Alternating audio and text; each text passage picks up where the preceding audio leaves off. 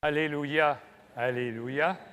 Tes paroles, Seigneur, sont esprit et elles sont vie.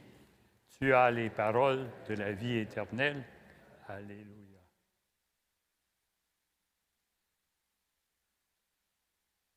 Seigneur soit avec vous. Évangile de Jésus-Christ selon Saint Jean.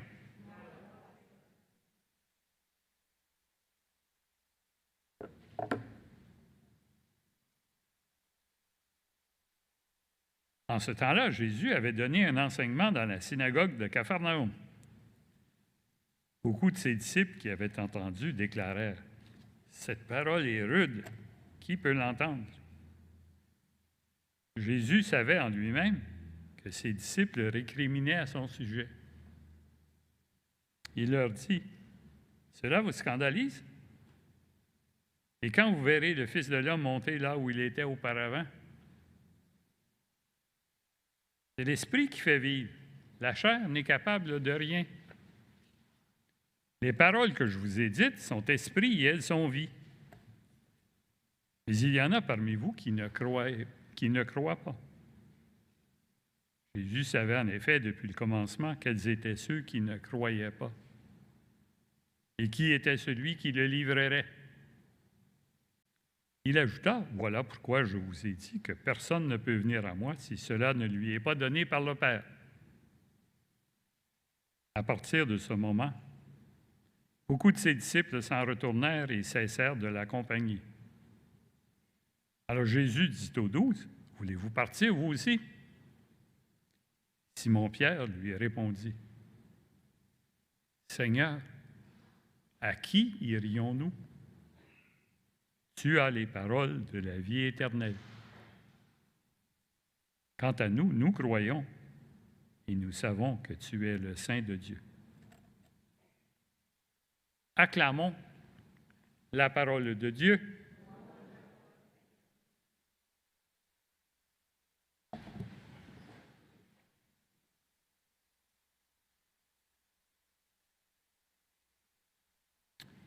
Alors, les femmes mariées, vous avez entendu Paul, hein?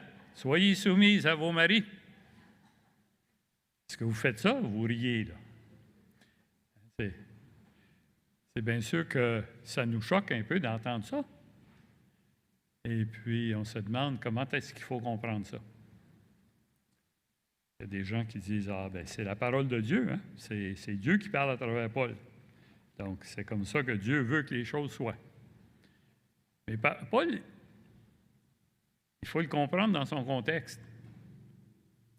Il vit dans une société où il y a des grandes inégalités sociales.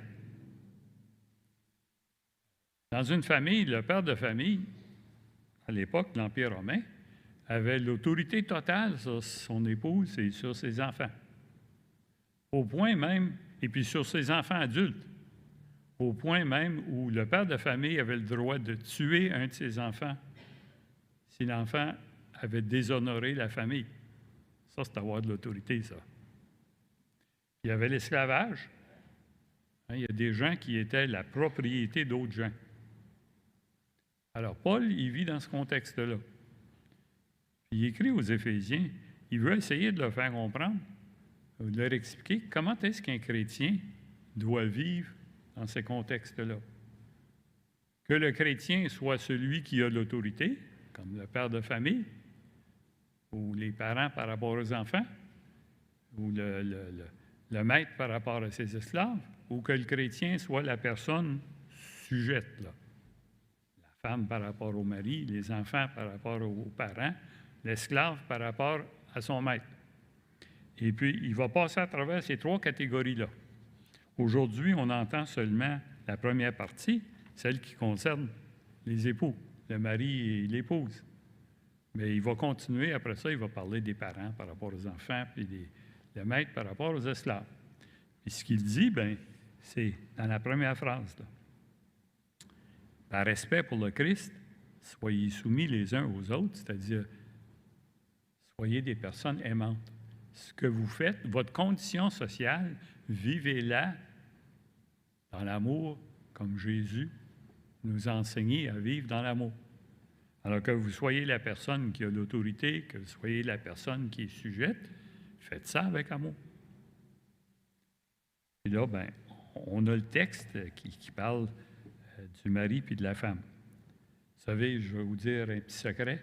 Je connais bien des prêtres, quand ils arrivent à ce dimanche-ci, ils n'ont pas envie de parler de cette lecture-là. Ils trouvent ça un peu difficile. Et puis, mais c'est la parole de Dieu. Alors, comment la comprendre? Bien, on la comprend dans son contexte historique, qu'est-ce qui se passe. Donc, d'après la loi, le mari a l'autorité totale sur son épouse. Alors, Paul leur dit, vivez ça comme des chrétiens. Alors, toute notre attention est attirée vers le début. Les femmes, soyez soumises. Que les femmes acceptent que le mari est leur maître. Bien, c'est ce que Paul leur dit. C'est comme ça, on vit dans cette société-là, mais faites-le avec amour.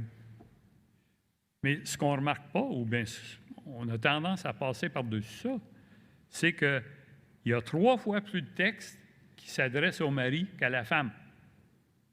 On s'arrête au texte sur la femme, mais qu'est-ce qu'il dit au mari? Vous, les hommes, acceptez et aimez votre femme à l'exemple du Christ. Il a aimé l'Église, il s'est livré lui-même pour elle. Jésus a tellement aimé l'humanité qu'il a donné sa vie. Bien, vous, les maris, aimez vos femmes, votre femme, au point d'être prêt à donner votre vie pour elle. Ça, comme on ne remarque pas ça. On remarque juste les premières phrases. Alors, il dit à la femme, bien, tu vis dans une société où tu es légalement sujette à ton mari, bien, fais ça avec amour. Il dit au mari, tu vis dans une société où tu as l'autorité sur ta femme, bien, vis ça avec amour aussi. Sois comme Jésus, qui était prêt à donner sa vie. Alors, ça ne s'adresse pas juste aux femmes, aux épouses, mais aussi aux maris. C'est comme ça qu'il faut comprendre qu'est-ce que c'est qu'il dit. Il va dire la même chose pour les maîtres et les esclaves. Il dit, l'esclave, tu es un esclave, bien, tu vis dans une société où il y a des esclaves. Fais-le avec amour. Sers ton maître. Je veux dire, on pourrait dire ça aujourd'hui, laissez faire les maîtres, les esclaves, pensez aux employeurs et aux employés. Tu es un employé, bien, sers ton maître, ton employeur, la compagnie, fais-le avec respect, fais-le avec honnêteté, comme il dirait à l'employeur. Bien, ton employé sur qui tu as l'autorité, exerce ton autorité comme une personne aimante, pas comme quelqu'un qui veut exploiter.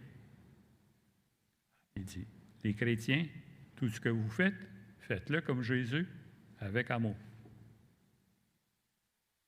Je pense que c'est comme ça qu'il faut comprendre le contexte de ça. Maintenant, plusieurs siècles plus tard, une fois que les sociétés sont devenues chrétiennes, parce qu'évidemment, la société n'était pas chrétienne, les chrétiens, c'était des petits groupes de gens qui vivaient dans différentes villes. Il n'y avait aucune influence à la société quand Paul écrit. Mais une fois que la société est devenue chrétienne, on a aboli l'esclavage, puis on a reconnu l'égalité de l'homme et de la femme. Si vous lisez le catéchisme de l'Église catholique, ça dit que le mari et la femme sont égaux dans leur mariage. Ce qui est plus important que même que ce texte ici, c'est un autre texte de Saint Paul qui dit, vous savez, en Jésus, il n'y a ni mari ni épouse.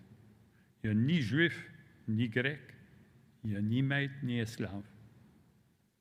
Il n'y a pas de différence. Hein, les Juifs disaient, nous, on est le peuple choisi. On est bien plus important que les autres peuples. Et Paul, il dit non. Il dit, aux yeux de Dieu, quand on est des chrétiens, il n'y a pas de différence entre un chrétien qui est juif d'origine et un chrétien qui n'est pas juif. On est pareil aux yeux de Dieu. Même chose pour les maîtres, les esclaves, on est pareil aux yeux de Dieu. Marie et la femme, on est pareil. C'est ça qu'il faut retenir. Ce texte-là, que je viens de citer, il est certainement aussi important, s'il n'est pas plus important que celui qu'on a entendu aujourd'hui. En Jésus, il n'y a ni homme ni femme, ni maître ni esclave, ni juif ni grec. OK, ça, c'est le premier message aujourd'hui. Il y en a un deuxième. Alors, on vient de regarder la deuxième lecture. Mais si vous regardez la première lecture puis l'Évangile, on a autre chose. On a un autre enseignement qui est aussi important. Alors, regardez la première lecture.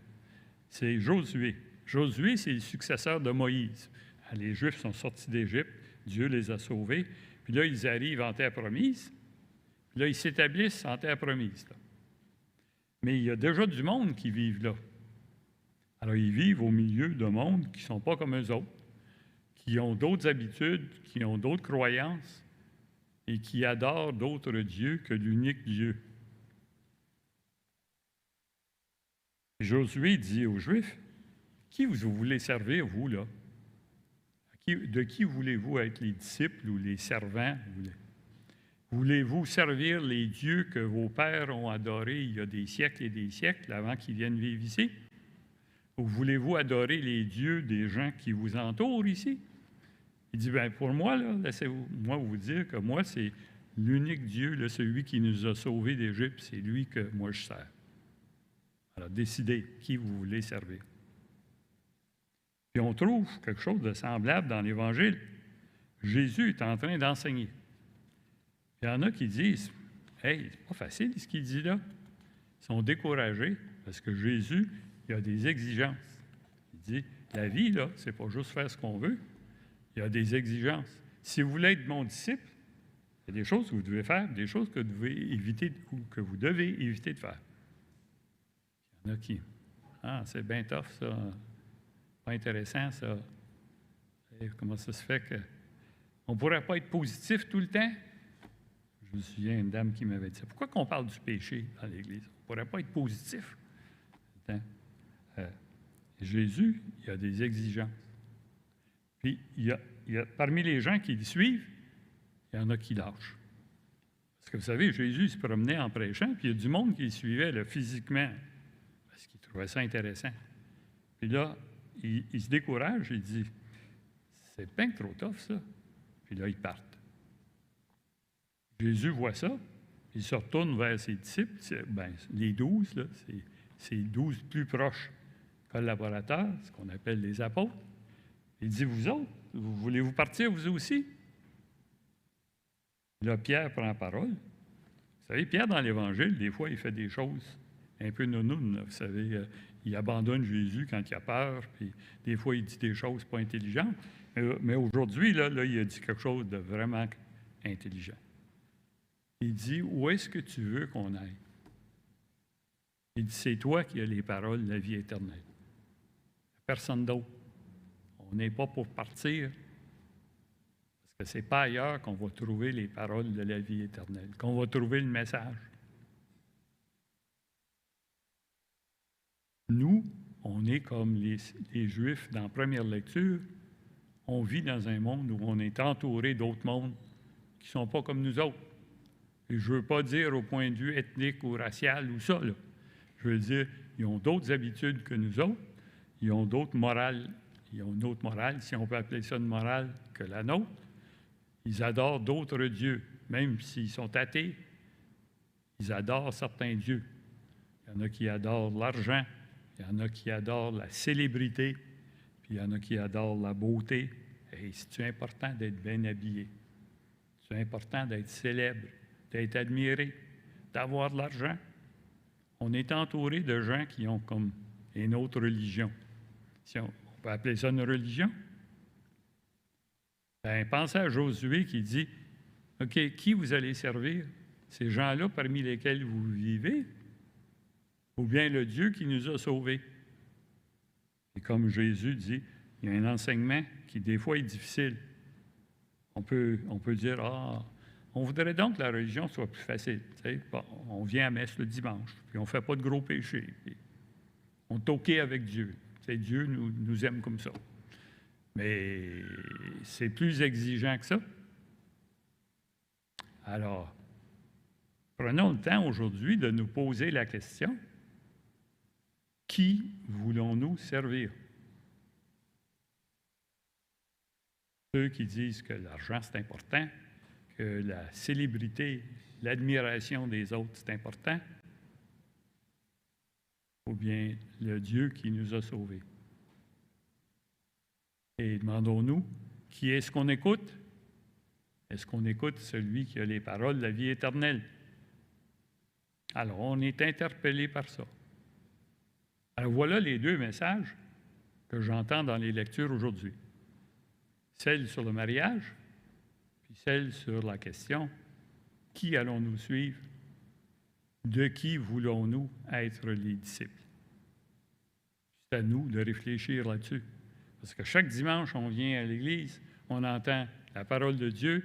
Chaque fois, elle nous interpelle, elle nous demande où te situes là-dedans? Hein? Est-ce que tu te situes de ce bord-là, de ce bord-là? Est-ce que tu veux une religion facile ou tu veux une religion exigeante parce que c'est Jésus, lui qui a les paroles de la vie éternelle, qui vous enseigne ça? La question vous est posée. À vous de répondre.